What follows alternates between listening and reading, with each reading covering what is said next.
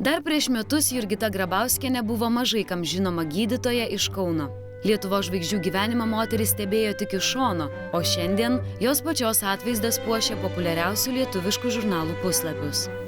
Negaliu pasakyti, kad apsivertė gyvenimą aukštyn kojom, bet pasikeitė ir taip radikaliai, sakyčiau, tai tikrai ir į tą gerąją pusę ir, žodžiu, be galo laiminga šiuo momentu.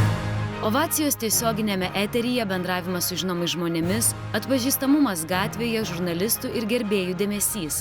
Jurgita iki šiol atsimena jausmą, kai jos paprašė pirmojo gyvenime autografo. Nerealus jausmas, kažkoks, kaip to niekada nedarius, tai pasijaučiau kažko tokio žinomas, gal kažkas tokio, jie iš manęs prašo parašą. Tai iš tikrųjų manęs sujaudino po šito paskutinio eterio, kai 10-8 metukų berniukai po vieną rožę ir kiekvienas, jie nepažįsta, grinai gerbėjai ar kažkas tokio, kad stovi Stogelytė ir po šokio mane sveikina, tai man proto miela ir šilta, malonu. Tačiau labiausiai ko gero ją pamalonina vyras Tautvydas, po kiekvieno pasirodymo dovanojantis vis didesnį glėbį gėlių.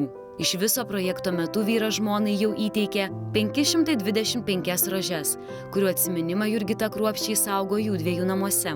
Tokių kiekių kaip per projektą, tai tikrai dar nesugavus. Buvo daug ten ir sakau, bet tikrai ne 50 ir ten, kaip paskui buvo virš 100, tai čia. Bet dabar visur tų rožių kalnai. Prieš savaitę vyras Jurgitai įteikė štai šią tikrų auksų dengtą rožę. Šitaip Tautvydas siekia žmonos dalyvavimą šokių projekte paversti nepamirštamų nuotykių.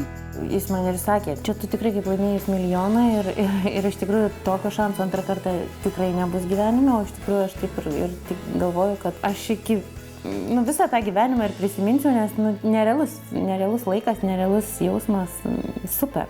Svajonės pildosi, sako Jurgita, ir džiaugiasi, kad į šią avantiūrą nėrė stačia galva. Jų gyvenimas vienintelis.